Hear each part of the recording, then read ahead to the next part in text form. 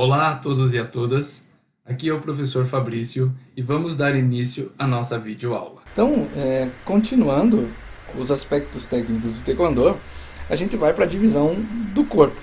Né? Então, no Taekwondo, nós temos o corpo dividido em três grandes partes. Qual a ideia de se dividir o corpo? Primeiro, é indicar na hora de uma postura que se observa no Taekwondo, indicar para qual região aquele soco ou chute ou defesa se direciona. Se ela é para abaixo, se ela é no meio, no centro, ou se ela é acima. Claro que os nomes usados em coreano. E também nós temos os indicativos de como está aqui dos kubso. Tá? Os kubso são os pontos vitais, ou seja, são locais onde o impacto causado por um golpe pode trazer algum tipo de, de uma condição, como é que eu posso dizer, não vai matar, viu, gente? Ao contrário do que se possa pensar, não vai necessariamente matar alguém ao acertar um golpe nessa região. Até porque a ideia do Taekwondo, e principalmente enquanto luta, você está com as proteções. Mas ela vai causar uma certa condição em que vai interromper a atividade do teu adversário ou até mesmo impossibilitado de continuar.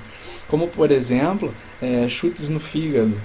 Né? Quem já levou um chute no fígado, ou no rim, ou nas mulheres no seio, um golpe, ou nos homens no genital, sabe que aquilo impossibilita a ação, impossibilita você de continuar agindo.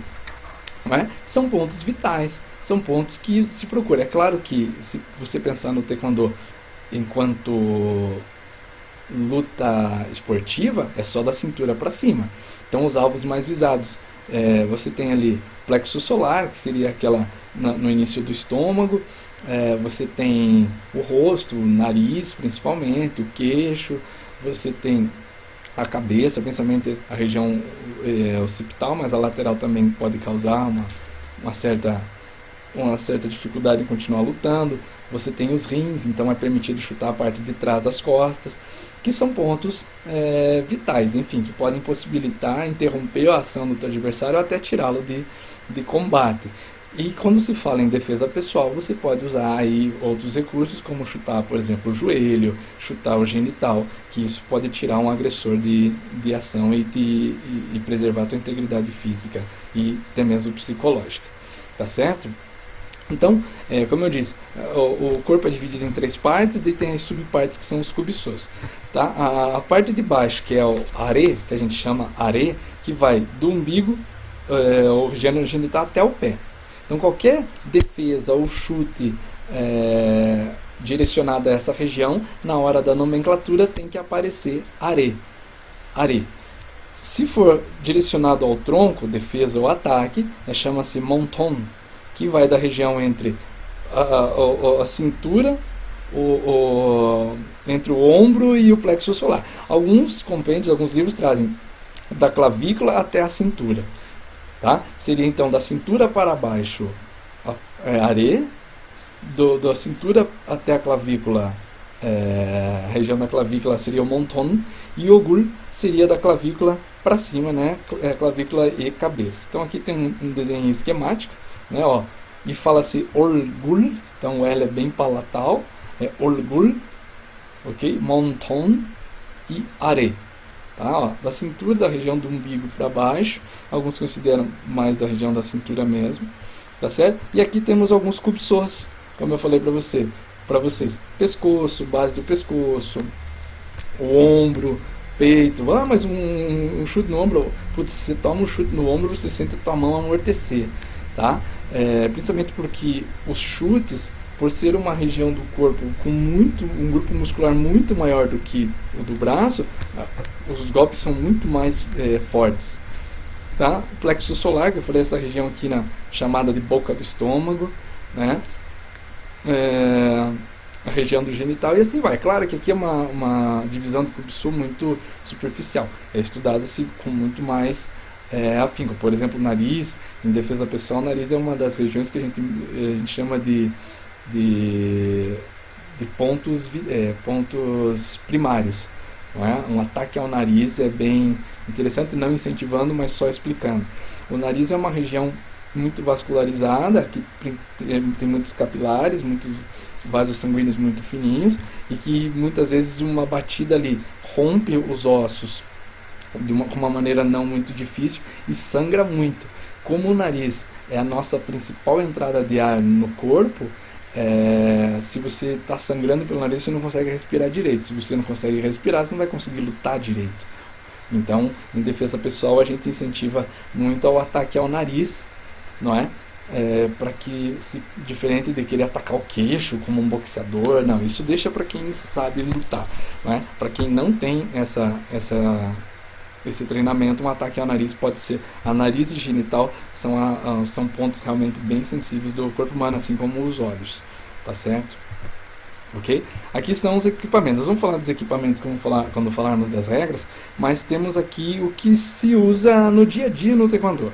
Porque se você for parar para pensar nos coletes, chamamos de coletes, né? Nos coletes com sensores, o que é usado em Olimpíada, em Campeonato Mundial, não vai se usar isso todo dia na academia. Então o que a gente usa na academia?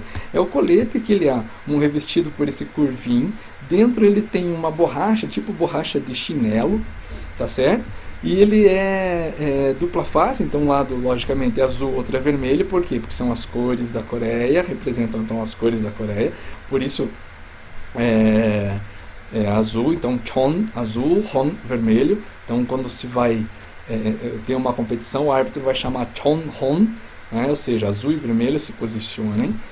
Então são protetores, já vamos falar das regras, enfim, para frente, mas eles são basicamente obrigatórios. Você tem aqui o protetor de antebraço, que eu custei a usar isso aqui, inclusive nem gosto muito, não é? Protetor de antebraço, que a ideia vocês vejam, um chute, como eu já falei, por ser os membros inferiores, regiões de grandes, né, com um número grande de músculos, automaticamente um golpe é muito forte, às vezes pode até lesionar um antebraço, até fraturar. Então ajuda a amortecer. Também é feito da mesma forma, é um curvinho por cima, dentro é uma borracha, às vezes com espuma. Esse é o protetor de canela, porque só quem já chocou canela com canela, o pessoal do Muay Thai é bem acostumado com isso. O problema do choque da canela não é uma questão de calejar ou não, ou preparar, dessensibilizar a canela. Às vezes você pode ter o rompimento do periósteo, que é aquela camadinha assim que reveste o osso, e o rompimento daquilo, gente, vai doer muito. Muitas vezes traduzido assim como a tal de, entre aspas, assim, canelite, a dor na canela. Então no taekwondo acontece muito e acaba pegando uma região específica. Se você conseguisse calejar a canela inteira de uma vez só, aí nem precisaria disso aqui, mas não é bem assim que funciona. Aí temos as luvas, que nos anos pra cá foi obrigatório o uso das luvas. Então é uma luva que lembra um pouquinho a luva do MMA, porém não tem porém nenhum, ela lembra a luva do MMA, e tem essa meinha que você veste também como se fosse a luva, e ela tem uma proteção de borracha, de espuma aqui. Qual a ideia da proteção? Lógico que é proteger o pé, mas também é proteger justamente quando os chutes são direcionados à cabeça do adversário. Aqui aquela sapatilha que eu falei para vocês, eu peguei desta marca aqui porque essa marca investe muito em equipamentos. Os equipamentos deles são muito bonitos, mas hoje em dia tem marcas até coreanas bem mais utilizadas ultimamente. Então aqui é a sapatilha que eu falei para vocês, então ela lembra um calçado coreano antigo, tem uma sola fina.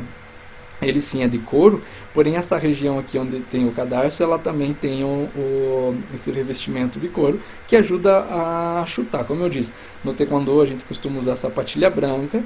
É permitido em competição? Sim, dependendo da situação é permitido. Eu já vi competições feitas num ambiente aberto, em praia, onde se coloca um tablado e o tatame, e como estava muito quente o tatame, permitiu-se o uso de sapatilha.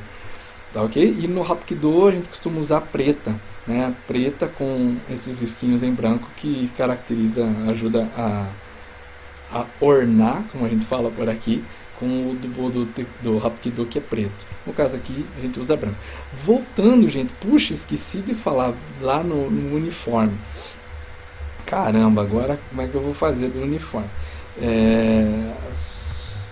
Voltando ao uniforme, eu vou falar nas regras, mas já vou adiantando já. Houve uma mudança em relação ao uniforme permitido para as competições. Então, a calça poderia ser usado, ou pode ser usada a calça, uma calça de cor.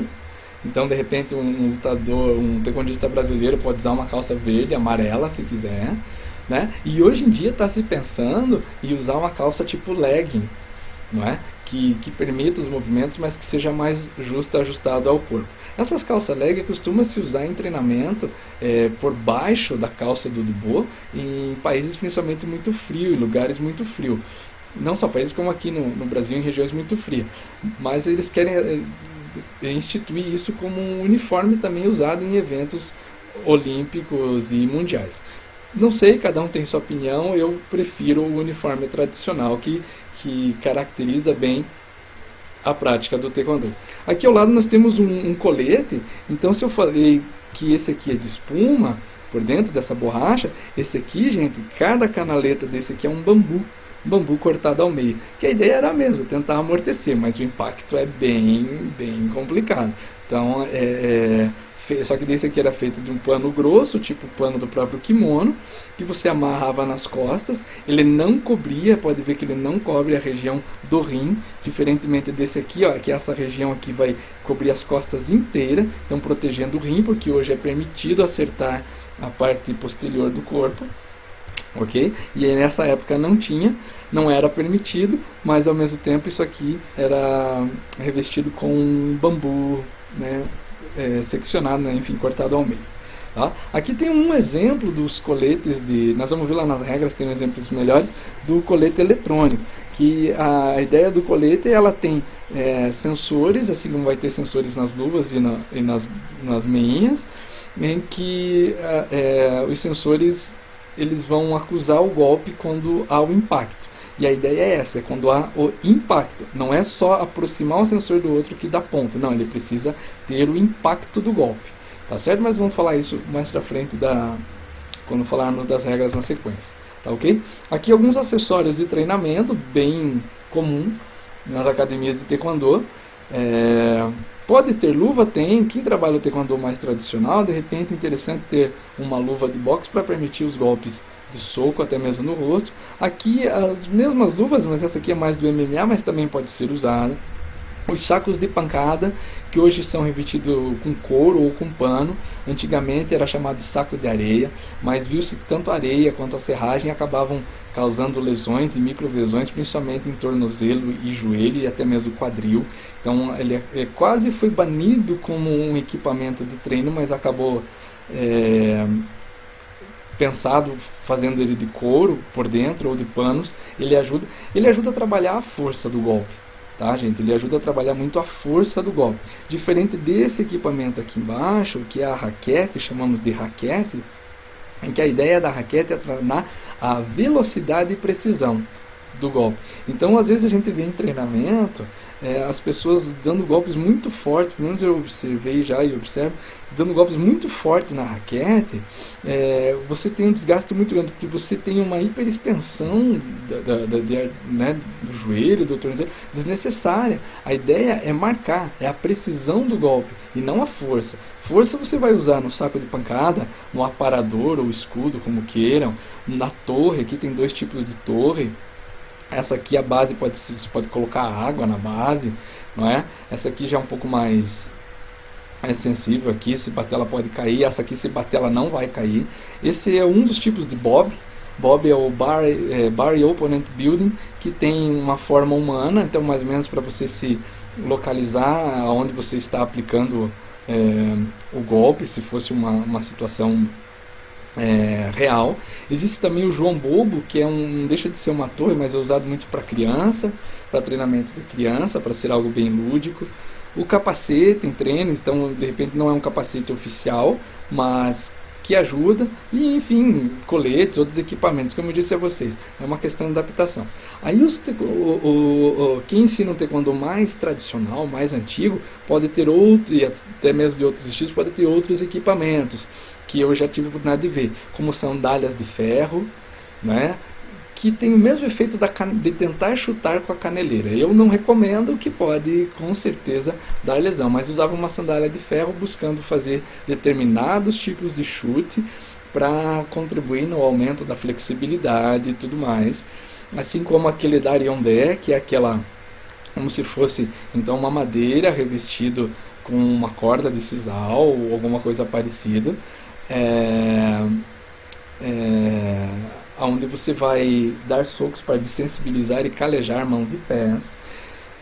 Vocês me desculpem aqui, mas eu esqueci de um equipamento bem legal de treinamento, é que eu não coloquei porque ele é restrito basicamente às equipes de rendimento dos países, que putz, me fugiu o nome, eu já lembro o nome dele agora. Ele é bem incomum, assim, que ele é ele é como se fosse um bob, mais ou menos nesse estilo aqui, onde ele tem acionamentos eletrônicos por computador, onde acendem luzes nas regiões, vai ter um sensor aqui, outro aqui, um na cabeça, onde se acende a luz e o atleta tem que atacar imediatamente aonde acionar aquilo. Então o professor aperta lá, acende a luz aqui, ele tem que chutar aqui, acende a luz lá, ele tem que chutar lá, independente de a posição que ele tiver. Então é um equipamento muito interessante, mas é extremamente caro e restrito. Não é comum nas academias por aí, é mais restrito a equipes de rendimento para isso. Enfim, gente, são esses alguns equipamentos usados no treinamento de taekwondo. Temos as luvas de foco também, até não estão aqui, que são as manoplas, também podem ser utilizados. Tem outros tipos de aparador, de escudo, tem uns assim em forma oval, vamos dizer assim, que ele permite chutes duplos. Enfim, tem vários equipamentos muito interessantes para serem utilizados como recurso de treinamento. Ok? Das graduações, então o taekwondo ele vai da faixa branca à faixa preta. Tá? Então a última faixa no taekwondo é a faixa preta. A ideia dessa divisão a gente chama de gup para as faixas coloridas e dan para as faixas pretas, sendo que o gub vai da faixa branca à faixa ponta preta, vermelha com ponta preta, e a faixa branca vai do primeiro ao 10º dan. Primeiro a terceiro dan é um professor, o instrutor, a gente chama de kyosanin. O quarto a sexto dan já é mestre no taekwondo, que é o sambonin. E o de sétimo a nono dan é o Quadjanin, que é o grão-mestre, seria realmente como é o mestre Kang que eu mostrei para vocês lá à frente. Tá certo? Lá melhor lá para trás, quando a gente falou um pouquinho da história do taekwondo. Ok? Então aqui temos a graduação antiga. Então houve uma mudança bem, eu diria até radical no taekwondo. Então, durante muitos anos o taekwondo foi conhecido como essa graduação, né? Que existiam as ponteiras. A ideia é que, por exemplo, a faixa branca havia uma ponta com a faixa amarela, ou seja, indicando a próxima graduação. E assim se fazia com todas as faixas. Eu particularmente passei por esse tipo de graduação aqui até chegar à faixa preta, não é? A vermelha com ponta preta. Lembrando lá que no judô a vermelha é a última faixa, lá nono dan, 10º dan. Né? No taekwondo não, ela pode ser o segundo ou primeiro gub, no caso é o segundo gub, o primeiro gub é a vermelha com ponta preta, tá certo? Aqui nós temos a graduação atual. Essa graduação atual, gente, ela pode divergir, porque assim, a Federação Mundial propôs então, retirar as pontas e deixar faixas integrais. Então, se pararem para pensar, como eu mostrei no judô, o judô fez o caminho inverso. Ele tira as faixas integrais, principalmente para as crianças, e passa a colocar as pontas. No taekwondo, retira-se as pontas e deixa as faixas integrais. Houve uma primeira tentativa de se colocar faixas integrais, mas com cores assim completamente complicadas de se encontrar e de se fazer, como dourado, marfim, enfim. Aí houve a sugestão de colocar, por exemplo, entre aqui, também teria a faixa cinza e tudo mais. No Brasil, que nem aqui diz no site da Federação Paranaense de Taekwondo, adotou-se essa graduação. Então a graduação hoje é branca, amarela, laranja, verde, azul claro, azul escuro, roxa, marrom, vermelha. Em alguns lugares tem a vermelha com ponta preta e a faixa preta. Tá ok? Faixa preta aí, que são os dans, que vai do primeiro ao nono Dan, e o 10º Dan, que vai até o 10º oficialmente. O 10º Dan é reservado para os grandes mestres já falecidos que chegaram ao nono Dan. Cada faixa, como eu disse a vocês, a cada faixa se tem um daqueles movimentos, lá os poncês, se tem movimentos característicos, ele é acumulativo. O que caiu nesse vai cair nesse, o que caiu para esse vai cair o desse mais o desse, e assim por diante. Assim também são na faixa preta, e cada faixa tem os seus significados, como esses símbolos que estão na bandeira coreana, tá certo? Que estão na bandeira coreana. Então, na bandeira coreana você tem esse símbolo aqui, que é o símbolo do fogo. Aí você vai ter esse símbolo aqui, que é o Wan, que é o símbolo da água. Você vai ter o símbolo da terra e vai ter o símbolo do céu. Tá? Na bandeira coreana, dos 8, nós temos 4 símbolos. Tá ok?